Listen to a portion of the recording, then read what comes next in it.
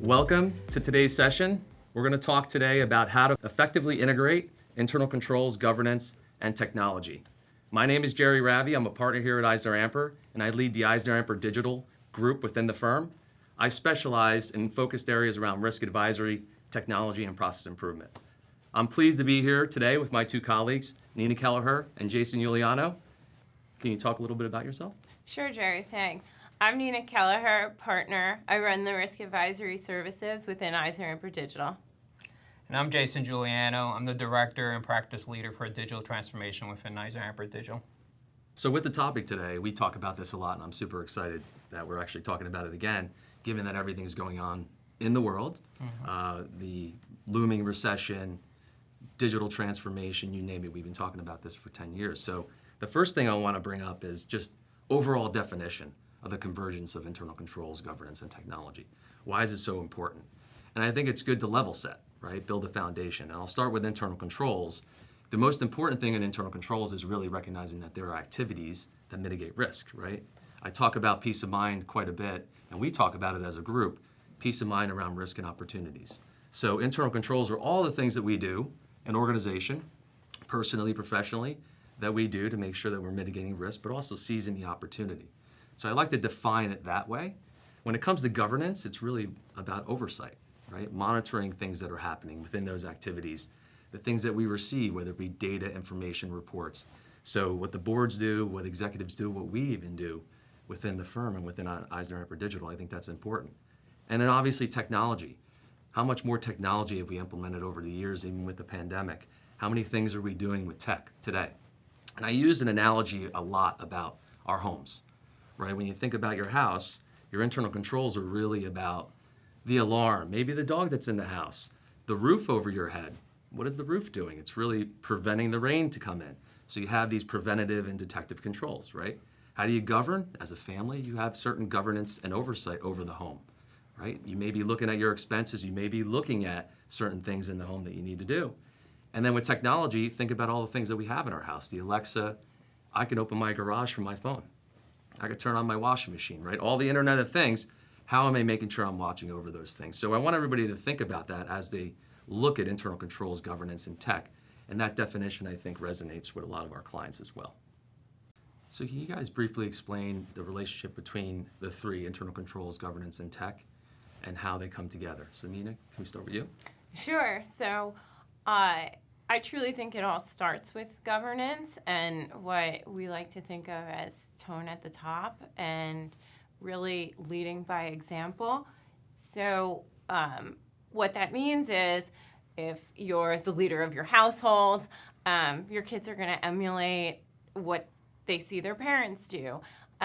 It's similar with companies in that if executives are living and breathing controls and technology and oversight, that's what the rest of the company will do. And so really when you take a look at internal controls, they only work when they're integrated into business process. And then technology really can enhance the speed at which controls can be executed, the amount of effort that it takes for controls to be executed, and really then it rolls back to governance and oversight because you're able to get better data with technology as to what's going on in your control environment, and then that sort of feeds back into governance. That's great. So in my past life, I actually headed up information risk, operation risk, cybersecurity. And from my perspective, it's all about the business processes. It's all about the controls that you have to mitigate those risks within your processes. So you need to fix that first before looking at technology. Technology is a tool to help you monitor those specific risks that could happen, help you monitor which controls are deficient, help you monitor what's working, what's not working, aligned to your business processes. Yeah, so in essence, they have to come together. Right. For sure, they have and to leveraging integrate. technology to integrate that, right? Yeah. So why is it so important to do this now, given what's going on? Obviously, people hear in the news, the FTX crash, many years ago when Sarbanes-Oxley came out, we had the Enron fraud and everything that went on there, and with public companies having to report on their risk and controls. Just a lot going on, right? Especially with digital transformation. So tell me why it's so important to bring it together. So, like I mentioned before, technology is the glue that ties everything together, right? So, you're leveraging technology to basically bring in your risk and controls library. Looking at external risk factors, right? Looking at what's happening in the market today, and then leveraging like risk management tools to help you, monitor and stay in control of those new underlying business processes and risks associated to the condition of the marketplace today. So, one of those use cases could be, preventing fraud, right? Today, we're leveraging AI to, look at specific risks, look at transactions, and identify more from a preventative perspective, what possible frauds that you have. And then bringing that, communicating that to either the board or the line of business managers. Right, and it sounds like it's really difficult in this day and age to not have it integrated, right? To do it effectively, right. to mitigate risks effectively, even given the recession that everybody is thinking is going to happen. That's at the top of everybody's mind, especially at the board level. And certainly cybersecurity is still a big issue, right? So these are probably the top two that I would say they're thinking about. And then how do we actually keep our talent going? So it sounds as though these three elements, it's really more important now than ever to bring them together, especially the technology piece that you're talking about. Yeah, and the regulators are increasing their processes and guidance and rules, and the SEC right now is telling companies that they have to disclose their cybersecurity activities within their financial reports. Right. That's the other thing. I don't, when you management has to say how their internal control environment's effective, and you have to disclose that to the public. Oftentimes, I have a conversation with our clients, and it's really centered around, management's like, well, I think everything's great. And okay, that's great that you think everything's great, but the harder, more scrutiny that the PCAOB puts on your external accountant, that's your external auditor is going to look for more from management. So that's great that you think it's great, but now you have to show us how it's great. And that becomes a very manual exercise and laborious, which if you can incorporate technology into doing it will not only help with governance, but it'll also help you show that everything's great by either providing an audit trail or a change log, and things of that nature. Yeah, we have to do more with less, right? Yeah. At this point in time.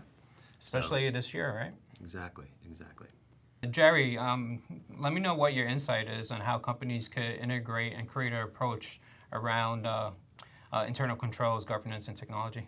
Yeah, it's interesting because this has been at the forefront, ever since I've been here at the firm for almost 19 years, and even several years prior to that with a passion for technology and trying to bring that in. But the real steps that they need to take starts at the top, right? Someone needs to be a champion. And you also need to look at risk appetite and risk tolerance. There are many companies that don't necessarily have to check every box, but what's important to you and how does that relate to strategy? So to effectively integrate the three, we really have to think about where you can actually mitigate the right risks. And you have to talk about that. These are discussions, even in a change management exercise with executives and boards, that need to happen. And when they do, usually you get to the right place in terms of focusing your attention on the right areas. And then you can start to integrate the technology into an area that's important. And one big problem that I've seen, and I've seen a lesson learned, so there's good and bad in this. The good, I would say, starting there, is when you do that, again, you're focusing your attention. You're able to implement the right technology. The bad is the reverse of that. So in essence, if you don't have a good risk assessment, you don't know where your risks are, and you don't even know what your appetite is, you potentially may bring the technology in, and you could spend a lot of resources and dollars doing that without actually focusing that technology on the right areas. And again, that's ineffective. So when it starts at the top and the culture is built, and you bring that risk management exercise into play, and that's part of the culture, usually it works out very well, and you get the return on investment. Yeah, it's like creating a culture of compliance, right? From the top and bottom up. Yeah. Nina, you got anything to share? I guess really, that risk assessment, many companies start easy with just going down their financial statement risks, but that's not the full picture of the risks of a company. So we're really talking about taking a step back, looking at your risks across the enterprise. What are your operational risks? Where are your fraud risks? Even as we integrate technology, that also means then there's a little bit more technology risk, and how the culture of compliance then applies to new and emerging risks, and really how the company deals with them. Yeah, and one other area just on that, when you talk about monitoring, so let's say we do this risk assessment. We've had this happen across many clients. They do a risk assessment, sometimes robust, sometimes not enough, but when it's robust, you have to actually monitor these risks. And again, that's where the technology comes into play. Many times we see clients think about that at the end. And you really need to plan for that right at the beginning. You need to understand how you're actually going to look at the reporting, the managing, the measuring, and the monitoring of that risk assessment. Because down the line, you actually want to monitor it, and what you find out is you probably have too many risks. Maybe you can't monitor all of them, so then you can truncate them, but that's a big consideration that you have to think about. Right, Sorry. I was going to say, and that exercise is ongoing. In the past, companies would maybe do that once every 3 years. That's just not enough these days, right? As you maybe undergo an internal audit of an area, you constantly are updating your risk assessment. When you hear things in the news, such as FTX, it causes people to take a step back and say, oh, do we have that risk here or not, and how are we preventing it? So it's a living, breathing document. Yeah, absolutely. Yeah, I was going to say, part of that risk assessment is also understanding and doing like a business impact assessment, understanding, the line of business, understanding the applications within those business, and then, if there's outages or potential risks, making sure that you have controls and availability plans to cover on those specific impacts. Jason, what opportunities do you foresee integrating, and can you talk a little bit about the technology that's being used in this space? Sure, absolutely. So with new ERP systems, they're looking at access management, specific processes around segregation of duties within those access management. There's tools also on the identity access management side where you're looking at your provisioning across the firm. You're looking at what controls you have within those provisionings, recertifying access per user, per access rights. Some additional tools are monitoring. There was a big hack with SolarWinds many years ago, but the hack actually affected thousands of companies because SolarWinds, their managed service model, was tied into data tied into that specific company. So there was potential risks all over. So having tools, really looking at access management, audit logs, monitoring, these are the type of tools that you have to leverage to create better risk program for your business. Yeah, and with technology or with the data, right? We have so much more data today. It's more important then to have that analytical mind or that mindset that we can bring the monitoring tools into play so we can actually analyze what's going on with that data. Yeah, and we see leveraging data analytics programs to pull in audit data, for instance. Looking at what are the outliers, right? If you have potential access issues, or you have issues around multi-factor authentication breaking for specific applications as we create these open platforms. Right, there's risk potentially on each of those applications. So have you done a proper risk assessment on all those applications? Yeah, and on the technology side, I want to add one thing. So what if I'm using the Microsoft stack or my existing ERP has some of this capability, but I'm actually not using it, it's not enabled. We talk about technology enablement a lot, right? So can you talk a little bit about how that gets integrated? Because I know Microsoft and Power BI and Power Automate and a number of different tools are really coming into the organization. Maybe they're not using it, but I know we've helped a number of clients actually do that. Can you talk a little bit about that? Yeah, absolutely. So depending on the company, the industry, there's many companies that have more like enterprise resource planning tools where it's a single pane of glass. There's other companies that have several point solutions. So we're coming into these engagements really looking at how these separate disparate systems are connecting to each other. And then figuring out how we leverage data analytics, AI, automation. I mean, even with ERPs now, they're incorporating automation and AI, but they're still disparate, solutions out there. There's not processes that are covered with one solution. So we come into play to make sure that we're connecting all those solutions together, where we're creating good business processes for our clients. What would you say then for companies that are mid to smaller size that they say, wait, I don't need a full ERP solution? Is there ways they can incorporate technology perhaps to help with their budget constraints by not having to hire additional headcount?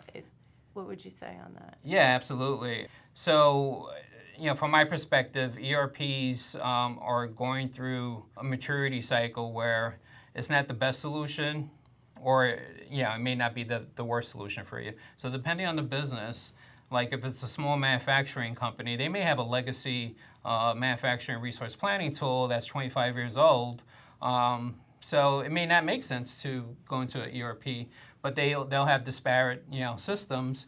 So we just have to go in there making sure the systems talk to each other to give leadership better decision making, and even take that data and do like more predictive analytics where they see patterns within their business and react quickly and make smarter business decisions. So there are things that can be done without a huge Absolutely. investment of capital. Yeah. So we've talked a lot about the benefits of integrating governance, internal controls, and technology. But Jerry, can you talk a little bit about some of the challenges you foresee? There are so many right now, actually more than ever. Just again, we talked about the environment that we're in. I could tell you that boards are certainly concerned about oversight today, especially going into 2023, providing more oversight, right? Changing the way they have a cadence with management. So one challenge may be having that expectation set with the board. So if you're management, what is the board really looking for? Where do they see the risk assessment going? What do they want to focus on? Because they will pay more attention going into 2023, especially as we still have this looming issue with getting the right talent, et cetera. So that's one challenge. And then with management, I think it's still having that champion.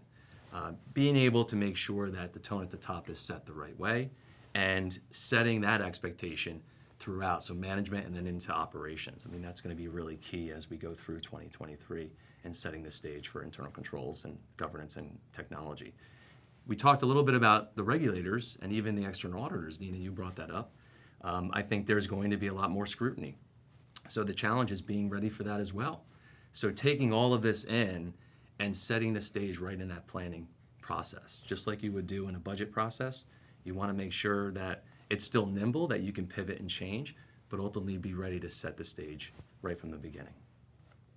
Yeah, I think spending more time with risk management too, planning, as you mentioned, looking for champions from a change management perspective, creating that, culture of compliance is important. I said this many times, but technology is a tool. It's not a solution to solve your business needs, right? You have to fix your business processes first. You have to make sure you have the right people. You have those enablers. You have those innovators. You have those people that incorporate that culture of compliance, right? You fix that, and then you use technology as a tool to enable, those solutions, whether it's, monitoring, leveraging, pulling, a lot of these controls into place, looking at external regulatory situations, pulling that, making sure that you have proper controls to adhere to some of those regulatory requirements. Yeah, in a lot of ways, we talk about team and culture, Yep. continuous improvement, and technology enablement. And in some ways, we can change roles, too, to make sure that we align to that, bringing the right people to the table, and in essence, maybe even assessing our people differently. So going to people, process, and technology is really important. That's a challenge. You really do have to think about that. This requires a lot of thought, and what I would suggest to all of our clients, and I know we have, and we met with them in sessions around change management, and when you think about change management, you don't think of controls, but in essence, if you set the stage with change management first, you're going to go down the path of creating the right culture. So that's really important. Yeah, I think maybe listening to the naysayers and getting them to see the importance of integrating the three will add to the culture and moving it forward. Yeah, and making those naysayers into your cheerleaders, right? What's waking them up in the morning, and how can we create a culture of compliance that they'll basically jump onto. So Jason, who do you think in an organization needs to take the lead in implementing proper internal controls, governance, and tech? So I would say it's a group environment where everyone takes the lead, right? So it's your chief risk officer, your chief compliance officer, your head of information risks, your CEO, the line of business leaders. So everyone has to collaborate and identify the potential risks that they have within their line of businesses, but also as an organization. So I think it's everyone's responsibility, and everyone should be accountable for it. And I would say that was specifically addressed around the lead, but all stakeholders in the company, which are all of the employees, really need to, as you said, be cheerleaders or champions. So controls aren't so that someone's looking to get you or get over, see if you're doing something wrong, right? The technology is not to put people out of a job. It's to look at the positives of controls and oversight and technology. It's to free up your time so that now you can start analyzing more. You can invest your time in other areas of the business and grow. Yeah, I will also want to add, leverage your partners too, right? Your partners should be your trusted advisors. And if you're not getting any value of your partners, then get new partners. But you should incorporate that in the overall decision making too. Get them involved in what your business plan is for the next 5 years. Yeah, I totally agree. I mean, we talked about team and culture so much today in this session. I think it's, again, the most important piece of integrating this and dealing with the challenges. But ultimately, if I'm a leader and I'm not excited about it, no one else is going to get excited about it, right? Yeah. And how do you really get excited about risk management and risk assessment? And I will tell you, the way I get excited about it, and the way my clients get excited about it, or our clients, they think about the process efficiencies. They see individuals working until 2, 3 a.m. because they have all this information that they have to deal with, controls that they have to make sure they manage. What happens when you bring tech in to actually make that process more efficient? They will get really excited about that. They're going to get excited to wake up in the morning, like you said, Jason, right? Yeah. So we have to think about those things to make sure we incorporate that, because those are meaningful across the board. And then each individual group, like you said, Nina, they may have different needs. They may be naysayers, but how do you turn those naysayers? And how you do it is, where do they see the benefit? What's going to get them excited about putting the proper controls in place and integrating the technology? Yeah, and as I mentioned before, your partners should be that trusted advisor, right? So we actually do SOX audits, right? And we're not just checking the boxes. We're looking at, how can we provide value once we, give our clients this report? What are recommendations we can make and help them, transform their business? Yeah. Right? So, it's not just checking the boxes, handing them a report and walking away, saying, what can I do for my client to provide them as much value and opportunity to grow their business as possible? Yeah, and 80% of the value will be in making sure that we can be analysts and analyze the information, not in the role of production, right? Understand their business, yeah. Yeah, understand the business and making sure that reporting that's happening doesn't require a ton of time to actually produce that report, but that report actually can be automated with data behind it, so you can become an analyst.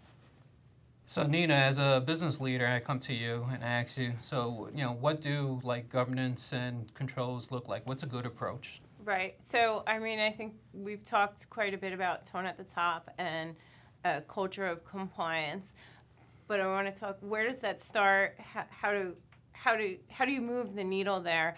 And the first way to incorporate controls really is through SOX. I know, people like to think of it sometimes as a necessary evil, but I want to shift that mindset. Really, it's the starting point. It's a slice of your enterprise risk assessment, and it's really about ensuring that the information that you're giving to the public about your financials is correct. And I think we can all agree that that's what we want to do. So once you have controls set up and you have the starting point, it starts to get people more acclimated and closer to that culture of compliance mindset. When you have the controls down, then you can start integrating technology, and then you can move into other areas and apply more controls. Jerry. Yeah, and I think ultimately, the flip side of that is when you're not doing that, you usually do have a check the box exercise. You're getting less value. The people that are implementing and managing the controls are usually unhappy because they're doing things and they don't understand why they're doing it. So it starts at the beginning, and our clients that are really good at it do exactly what you said, right, Nina? I think it's something that we coach our clients into many times, and it's been happening for years. So I feel like there's a lot of times we talked about change management. We have to come in the beginning and help bring that to fruition with the entire environment, starting with management. But you could have bad controls, but in essence, how do you look at changing that, right? So we tend to go into an optimization exercise every year, right, with our clients, especially around Sarbanes-Oxley and SOX. So optimize your controls. Make sure you have the right controls. Ask for feedback to change that. When you're not doing that, then you literally are in a check-the-box exercise. Our most successful clients are the ones that start the process early, management's behind the process, and really look at it with a way to improve. What I've seen in past engagements is that the clients will give us, their standard controls and say, okay, this is what we want you to monitor. It's like, well, let us, give you some recommendations on other controls that you should have based on your industry, your market size, and provide, as much value back to you, making sure that you're mitigating all those risks that's tied into your specific marketplace. Yeah, totally agree with that. And unfortunately, we have seen, issues with clients that do the check the box exercise, don't do what you're talking about, Jason and Nina, and ultimately what happens, they end up with a material weakness, or they have a lot of issues and they just continue, and it doesn't get any better until you actually look at it a different way. So ultimately, that's a scenario where they can have a lot of improvement, and again, it's a change the mindset exercise. And that's another way how we leverage technology, right? We tie into our risk controls library. We basically put in, the market size of the company and get suggestions from a risk controls library, and ways to create a overall plan to help them mitigate a lot of their risks. Right. Getting back to risk appetite too, right? You don't have to do all these things for an area that may potentially be low risk. Right. But you know what? For the higher risk areas, it's important to you. It's important to the stakeholders, the public. You will do more, but make it efficient at the same time. And what's that business impact, right? Yeah. Well, I really want to thank you guys for participating in this with me. This is super exciting. So any closing remarks before we leave? Go ahead, Nina. You can take it Sure. first. No, I was thinking maybe we should just give them some quick tips or takeaways, which really would be to create a culture of compliance. Yep. Really look at your risk assessment. Mature it, right? Constantly looking at that, monitoring that overall risk management program that you have. And that culture of compliance is huge. That's a huge takeaway. And then, leveraging your partners. And if you don't have the right partners, make sure that you bring in trusted advisors that can help you navigate, through the marketplace, making sure that you have controls for specific risks, mitigate those risks, and have, best practice business processes to grow your business. Excellent, spot on. Well, thank you guys again. I Thank really you. do want to thank the audience for joining us today. This has been super exciting. And I would say if you're looking at providing some peace of mind over your risk and opportunities, this is a great place to start. So thank you again. Really appreciate your time.